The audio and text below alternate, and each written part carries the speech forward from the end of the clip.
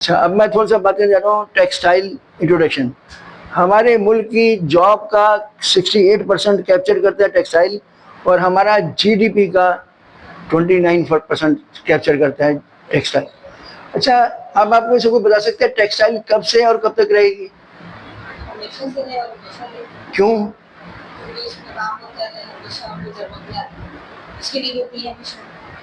अच्छा, इसकी मिसाल आपने बिल्कुल अच्छी दी।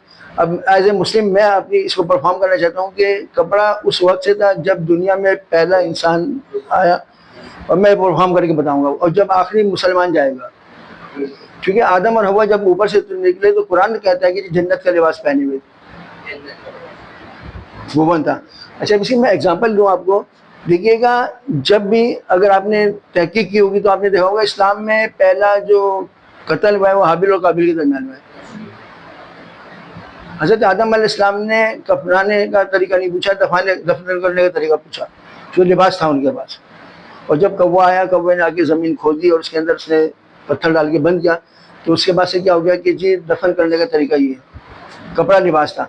अच्छा, अब इसकी मिसाल सुने, हम एज ए मुस्लिम बात करेंगे इस वक्त। आपने हज और उम्रे के अंदर एहराम का नाम तो सुना है ना, और आपने मरने पे कफन का नाम सुना है। अच्छा, इन दोनों में उस जमाने में सुई ईजाद नहीं हुई थी, इसलिए सिलाई नहीं होती, और पहले कपड़ा लपेटा जाता था, औरतें साड़ियाँ बांधती थी और मर्द धोती बांधते थे। अच्छा, अब आपको देखिए कि आज से माशाल्लाह से अब अगर हम हिसाब लगाएं तो माशा से 1400-1500 साल हो गए उसके बाद को दुनिया से पर्दा फरमाए। उससे पीछे चाहे 2000 साल पहले तो इब्राहिम इस्माइल जब खाने काबा का वजूद था। उससे पीछे चले जाए तो जब हज़रत आदम अलैहिस्सलाम दुनिया में आए थे तो बिल्कुल आपने देखा होगा जबले हमल जो बना हुआ है पहाड़, वहाँ पर उनकी विलादत मौजूदगी थी। इसका मतलब कि खाना काबा में हज होता था, इसे तो इनकार नहीं है ना।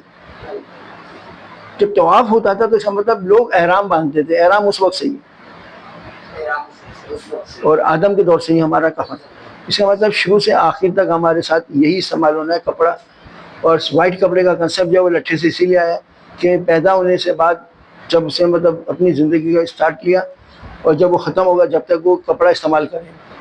अच्छा, लोग कहते हैं कि जी पहले इंसान जानवर थे, परिंदे थे, फला थे, ये थे, 4 पाँव से 2 पाँव में पत्ते बांधते थे, ये सब तोहिमात है। जहाँ पे कपड़ा नहीं पहुँच सका वो बेचारे आज भी अफ्रीका के अंदर कंट्रीज मौजूद है जहाँ पे वो नॉन फैब्रिक है। अब उनका कल्चर वो बन गया, इससे उनके कल्चर की वजह से बात, ठीक है। अब सबसे बड़ी पहली बात हो गई हमारी कि कपड़ा हमारी ज़रूरत में फर्स्ट डे से और लास्ट डे तक रहेगा। इसके बाद दूसरी बात है, हम गारमेंट्स, टेक्सटाइल या कपड़े की तिजारत क्यों करते हैं? Why the reason? हम जो मुसलमान हैं हम कहते हैं कि सुन्नत रसूल है। हुज़ूर पाक सल्लल्लाहु अलैहि वसल्लम ने अपनी ज़िंदगी के अंदर कपड़े की तिजारत किया था अबू मुआविया के पैसों से, और उससे उन्होंने तिजारत की है, और इसीलिए टेक्सटाइल को, कपड़े को हम कहते हैं सुन्नत। अच्छा, एक तरफ हम कहते हैं सुन्नत है। अब आगे बेटा आपकी तरफ, फिर हम लेते हैं बैंकों से लोन, और बैंक क्या है, और सूद क्या है, अल्लाह और रसूल से जंग। एक तरफ हम सुन्नत की बात करते हैं, हम कहते हैं अल्लाह रसूल से जंग। याद रखिएगा, जो लोग सूद के पैसे से काम कर रहे हैं वो तबाह हुए। उसकी मिसाल आसिफ साहब के सामने मौजूद है। सिल्वर हो गया, ट्रैवलर्स हो गया, अफरोज़ हो गया, नवेदा, जिन्होंने रिश्वत बैंक के सूद से काम नहीं किया वो कामयाब। आज भी ऐसे लोग हैं, मेमन कम्युनिटी से अगर आप देखेंगे तो 95% टेक्सटाइल सेक्टर के अंदर मेमन कम्युनिटी। हाँ, आपके सामने साजी टेक्सटाइल की मिसाल है। 0 हो गया, 4 यूनिट में, मतलब पाकिस्तान के टॉप एक्सपोर्टर में थे। जब उन्होंने अपने निज़ाम को चेंज किया, पहले क्या था कि उनके जो एक साहब आए हुए थे नेशनल बैंक के AVP रिटायर्ड अब्दुल सिद्दीकी साहब, उन्होंने कहा कि मशीनें भी रखवा दो बैंक से, इस पे जनरेटर भी रखवा दो, हर चीज़ रखवा दी। एंड क्या हुआ कि देखें, मुझे वो दौर याद है, अफरोज़ टेक्सटाइल के भैया और राजू, फिरोजदारी और अफरोजदारी, जब ये निकलते थे तो इनके साथ गार्ड चलते थे, 2-2 3-3 गाड़ी। और जब ये फेडरल एरिया की अफरोज़ टेक्सटाइल की ओपनिंग हुई है तो 1 हफ्ते तक दिन रात जश्न हुआ वहाँ पे। बैंकों का लोन चला आ रहा है, धड़ाधड़ तरक्की होती चली गई। जब एंड हुआ तो अब मैंने वो दौर भी देखा कि अफरोज़ के अंदर लोगों को 6-6 महीने तनख्वाह नहीं मिली। साजी टेक्सटाइल है, सिल्वर है, लोग बता, यहाँ तक कि ऑर्डर भी स्क्रीन से गायब हो गए, आज तक पता नहीं चला, लेकिन वो दुनिया में कहीं ना कहीं मौजूद है। अच्छा, अब मैं आपको प्रूव करना चाह रहा हूँ कि हम कितने % जॉब प्लेसमेंट दे रहे हैं, प्लस हमारी मुल्क की जीडीपी को कैसे कवर करता है। सबसे पहला लफ्ज आ गया क्रॉप्स। क्रॉप्स के मीन्स क्या है? फार्मर। इसका मतलब पूरा एग्रीकल्चर शामिल होगा हमारा। अब थोड़ी सी मैं बैकग्राउंड बताऊं कि कपास कैसे लगती है। अक्टूबर, नवंबर, दिसंबर इसकी सीडिंग का टाइम होता है। जनवरी, फरवरी में इसकी क्रॉप्स आती है। और एक कपास का फूल, इसके बारे में वैल्यूएशन आपको बताऊंगा उसके कितना डिफरेंस होता है। अब यहाँ पे क्या होगा, हमने सारे फार्मर को, मतलब ज़राअत को पूरे को जॉब्स दे दी। क्लियर?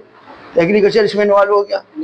इसके बाद जब ये यहाँ से रुई निकली तो इसके नज़दीक तरीन हम जो कहते हैं जेनिंग मिलें। What is the ginning mills? Ginning mills वो मिले हैं जहाँ पे इसकी सफाई करने के बाद रुई की गांठें, आप देखते हैं ना, कॉटन बेल। देखिएगा, फॉर एग्जांपल हम मिसाल दे रहे हैं किसी भी क्रॉप्स की यूटिलाइजेशन की, तो फॉर एग्जांपल शुगर केन, गन्ना, जहाँ गन्ना पैदा होगा उसके नज़दीक तरीन क्या होगा, शुगर मिलें होंगी।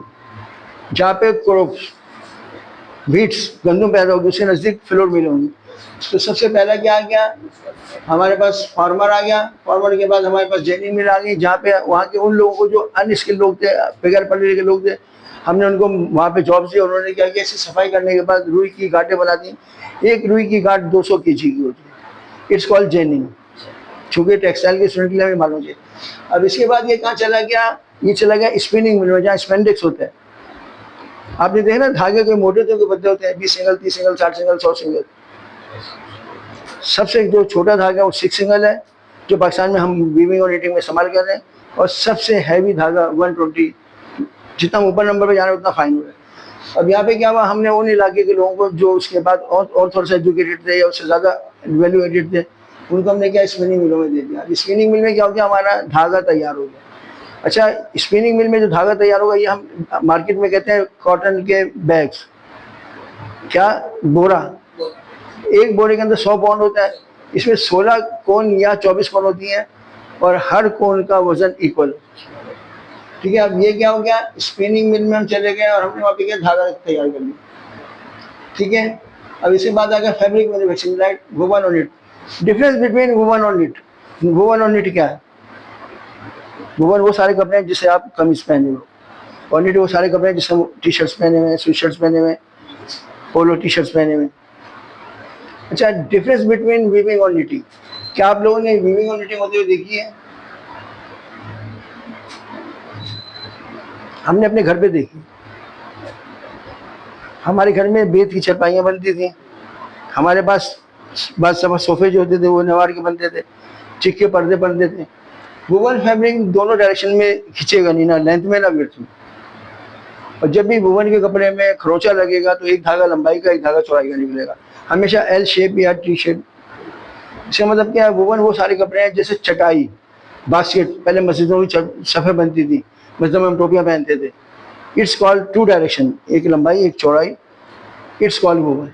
अच्छा, निट हमने सबने देखा, हमारी दादी स्वेटर बनती थी, एक धागा होता था, 2 तीलियाँ, आज हम उसको लुपर कहते हैं, फंदा बनता था।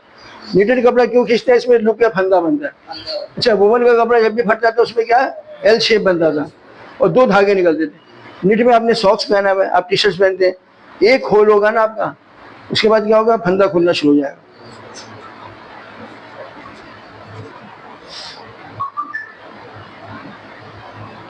ठीक है, और उसके बाद क्या होगा, इसे लूप या फंदे। वुवन कपड़ा क्या है, वुवन कपड़ा इंटरलेस है, एक धागा दूसरे धागे को कैप्चर कर, वन अप वन डाउन। ठीक है, और निट क्या है, लूप्स का फंदा है। याद है कि आपने स्वेटर दादी को बुनते देखा है, क्रोशिया का काम देखा है, एक धागा होता है,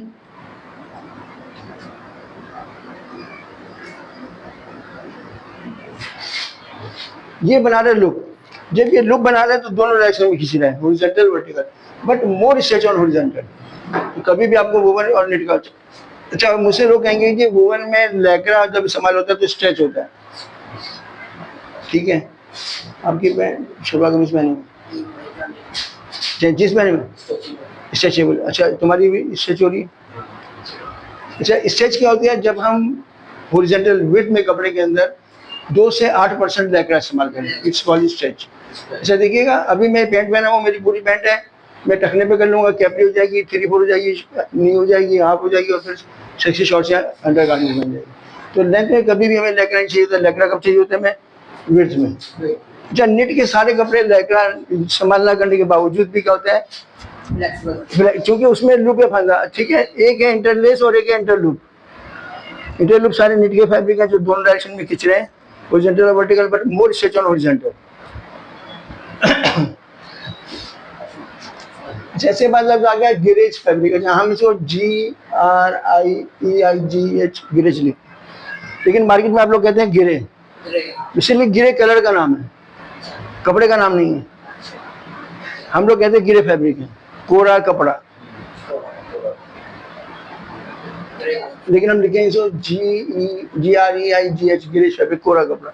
अब हमारे पास बन गया कोरा कपड़ा। अच्छा, कोरा कपड़ा, आपने किसी ने कपास के फूल का रंग देखा है? मैंने तो कराची के अंदर PHM में पौधे लगाए हुए हैं कपास के, किसी सेक्शन में आपको बुलाऊं, क्योंकि कल का मेरा अपने स्टेटस देखो, कल भी मेरा एक सेशन है बहुत अच्छा फैशन डिजाइनिंग का। तो अब कोरा कपड़ा बनने के बाद इस कपड़े की 3 प्रॉपर्टीज हो सकती हैं। सबसे पहले हम ब्लीच डाल के वाइट कर लें, हम कलर डाल के डाई कर लें, या हम प्रिंट कर लें, ठीक है। गिरे फैब्रिक आ गया, ब्लीच, डाइंग, प्रिंट।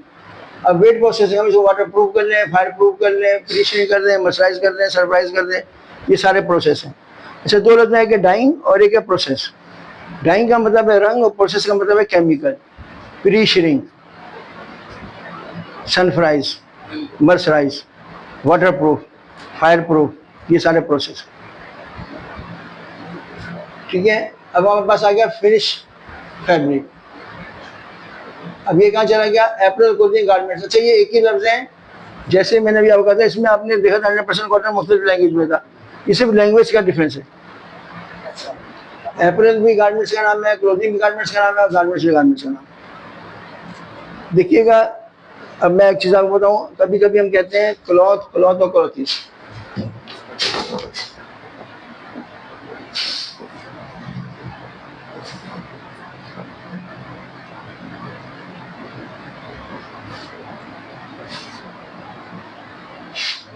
इन तीनों में फर्क क्या है? एक में H पे खत्म हो गया, एक में H के बाद E आ गया, एक में ES आ गया। क्लॉथ वो कपड़ा जो हम दुकान से खरीद रहे हैं, कपड़ा अनस्टिच।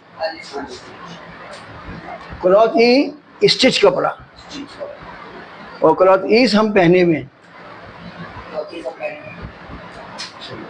सिर्फ इतना सा डिफरेंस, सिर्फ मैंने इस चीज़ को समझाने के लिए आपको बताया। अप्रैल गारमेंट्स क्लोथिंग, आप देते हो क्लॉथ शॉप, कपड़ा नहीं, आप देते हो क्लॉथ शॉप जाते हो, फिर जब आप टेलर के पास जाते हो क्लॉथ ही, यार मेरे कपड़े सी दोगे आप, फिर आप वेयर करते हो क्लॉथ ईज।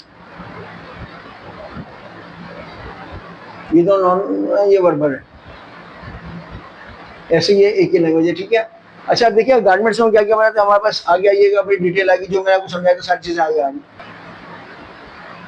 सबसे पहले क्या है, वोवन गारमेंट इंडस्ट्रीज। अब मैं बात कर रहा हूँ जहाँ पे हमारे जॉब्स थी, सारी वो चीज़ें क्लियर हो रही हैं। मैं सिर्फ बता रहा हूँ जॉब्स कहाँ कहाँ हैं। तो टेक्सटाइल सेक्टर में जो बेटा आप कहते हैं ना कि क्राइसिस बहुत है, अगर टेक्सटाइल सेक्टर देखा जाए तो टेक्सटाइल का बंदा कभी भूखा मर ही नहीं सकता। घर पे भी तो सिलाई कर रहे हैं लोग, बुटीक भी तो चला रहे हैं, कपड़ा तो हमारी ज़रूरत है ना। क्लॉथ, क्लॉथी और क्लॉथीज, कपड़ा हमें चाहिए भी, कपड़ा हमें सिलवाना भी है, और कपड़ा हमने पहनना भी है। अब यहाँ पे क्या हो गया, वुवन गारमेंट्स। अच्छा, वुवन गारमेंट्स को मैं 2 कैटेगरी में डिफाइन करता हूँ, लोग अभी तक एक ही करते हैं। वुवन में 2 कैटेगरी है, एक क्या है, डेनिम और एक नॉन डेनिम। अच्छा, डिफरेंस बिटवीन डेनिम और नॉन डेनिम। डेनिम की पैंट जब भी आप देखेंगे तो अंदर और बाहर से अलग कलर होगा, बाकी आपने जितने कपड़े पहने सेम फेस एंड बैक, वो सारे कपड़े जो या तो ब्लीच किए हुए हों, या डाई किए हुए हों, या प्रिंट किए हुए हों, इट्स कॉल्ड नॉन डेनिम। अब नॉन डेनिम के बाद आ गया डेनिम। डेनिम में वाप का धागा इंडिगो का, वेब का धागा ब्लीच। अगर कभी आपने देखा होगा, आप अक्सर आप देखते हैं आजकल डैमेज पैंटें पहन रहे हैं, किसी का वाइट धागा नजर आता है, किसी का ब्लू धागा नजर आता है, देखे है ना। सिर्फ डेनिम में क्या है, डेनिम में कलर इस्तेमाल होता है इंडिगो। अच्छा, इंडिगो हमने और सबने इस्तेमाल किया है, आप बोलोगे नहीं किया। जब हम स्कूल में पढ़ते थे हम इंक इस्तेमाल करते थे, ब्लैक को ब्लैक कहते थे, रेड को रेड कहते थे, ग्रीन को, जब ब्लू लेते थे आज भी डॉलर पे लिखा हुआ है इंडिगो। अच्छा, इंडिगो एक ऐसा कलर है जो हम प्लांट से हासिल करते हैं, पौधे से, और ये प्लांटेड कलर्स है, और इसका क्या पर्पल शेड से कन्वर्ट होता है, और फिर क्या होता है कि ये आपने देखा होगा जितनी दफ़ा वॉश होता है फेडेड होता है। असल डेनिम इंडिगो, असल इंडिगो नेवी ब्लू है, नेवी ब्लू सेम जैसा मैंने पहना है, लेकिन डेनिम नहीं है। उसके बाद क्या हुआ, मैंने ब्लीच किया तो ब्लीच से एक कलर आ गया, इसमें फिर एसिड वॉश करूँगा और लाइट कलर आ जाएगा, बिल्कुल लाइट कलर का बन जाएगा ये। तो इंडिगो बेसिकली एक कलर है जो हम इसके वाप के धागे पे, जो ऊपर वाला धागा उसमें इस्तेमाल करते हैं, इनसाइड में ब्लीच, इट्स कॉल्ड डेनिम। अच्छा, क्या जीन्स की पैंट और डेनिम की पैंट ना किसी पैंट का नाम है? हम कहते हैं जीन्स की पैंट पहने में, डेनिम की पैंट पहने में, मतलब सही है। देखिए, जीन्स और डेनिम कपड़े का नाम है, पैंट का नाम क्या है? Basic 5 pocket pant. What is the definition of basic 5 pocket pant? 1 coin pocket, 2 round pocket, 2 back pocket with you. ये ट्विल, कैनवस, शीटिंग, पॉपलिंग, निटेड में बन रहा है स्टाइल। इसके अंदर हम जैकेट भी पहनते हैं, लड़कियां कुर्तीज भी पहनती हैं, अबाई भी पहनती हैं, बेडशीट भी पहनती हैं। तो जीन्स और डेनिम किसी पैंट का नाम नहीं है, कपड़े का नाम है। लिवाइस रेंगुलर किसी पैंट का नाम नहीं है, ब्रांड का नाम है। हम कहते हैं लिवाइस की पैंट पहने में, हम ब्रांड पहने में, तो बहुत से कपड़े बनाते हैं।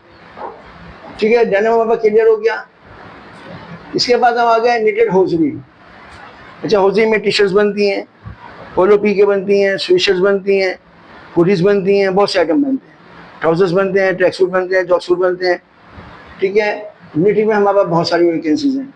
इसके बाद आगे होम टेक्सटाइल। अच्छा, होम टेक्सटाइल की भी 2 कैटेगरी अलग अलग है। एक है बेडिंग इंडस्ट्रीज, जिसको हम बेडशीट कहते हैं, और एक आ गया टावल। अच्छा, देखिए सबसे मुश्किल काम है वोवन के अंदर, मशीनें बहुत सी इस्तेमाल होती हैं और ट्रिम से बहुत इस्तेमाल होती है। निट में काम सीखना बहुत आसान है, मशीनों का इस्तेमाल कम है। बेडशीट के अंदर तो कुछ काम ही नहीं है, सिंगर की सिलाई है। टावल आप देखिए, टावल में कुछ काम नहीं है, सिर्फ 4 सिलाई है। अगर कोई आदमी मुझसे कहना चाहिए मुझे टावल और बेडशीट का मशीनरी बना दे, मैं सिर्फ 3 दिन में बना सकता हूँ। अगर वो फेल हो जाए, चूँकि हम आइटम क्या बनाते हैं, फेस टावल, हैंड टावल, केटी, बेडशीट और बेडशीट। अगर आप बात करें होम टेक्सटाइल में, होम टेक्सटाइल के अंदर बेडिंग के अंदर, तो हम 3 ही आइटम बनाते हैं। क्या? फ्लैट, फिटेड और पिलो केस, तकिया का गलाफ, चादर और फिटेड। फिटेड क्या होता है? Cover to mattress. कभी आप लोग देखेंगे, आप कभी हॉस्पिटल जाते हैं तो वहाँ पे वार्ड बॉय 2 चादरें लेके आता है, 4 की ठान बांध कर मैट्रेस को कवर कर देता है, फिटेड। अच्छा, देखिए हम लेते हैं बेडशीट, हम बिछाते कुछ और, ओढ़ते कुछ और। याद रखिएगा, टावल और बेडशीट अगर कुछ सीखना चाहता है, मैं 3 दिन में तैयार कर सकता हूँ। क्योंकि हम साइज भी क्या बनाते हैं, face towel, hand towel, bath towel, beach towel, bath sheet. यहाँ पे ग्लव्स इस्तेमाल हो रहा है, trims slash accessories. Difference between trims and accessories. Trims वो सारी चीज़ें हैं जो किसी प्रोडक्ट में लगी हों और वो इस्तेमाल करे, सिलाई का धागा, stitch label, button, elastic, rivet, बकत। एसेसरीज वो चीज़ें हैं जो उसकी फिनिशिंग और पैकिंग के लिए इस्तेमाल हो, hand tag, UPC, cardboard, poly bag, मासा पॉली बैग, हैंगर। अच्छा, हम सब ने यूज मोबाइल तो हट जाना, हम क्या कहते हैं, एसेसरीज दे रहे हो। एसेसरी में क्या हो गया? चार्जर आ गया, हैंड फ्री आ गया, मेमोरी कार्ड आ गया, वारंटी कार्ड आ गया। तो जैसे हम गारमेंट्स में बात करेंगे तो गारमेंट्स में वो सारी चीज़ें जो उसमें लगी हैं और इस्तेमाल हो रही हैं, इट्स कॉल्ड ट्रिम्स। एसेसरीज वो चीज़ें जो उसकी पैकिंग और रिक्वायरमेंट के हिसाब से इस्तेमाल हो, इट्स कॉल्ड एसेसरीज।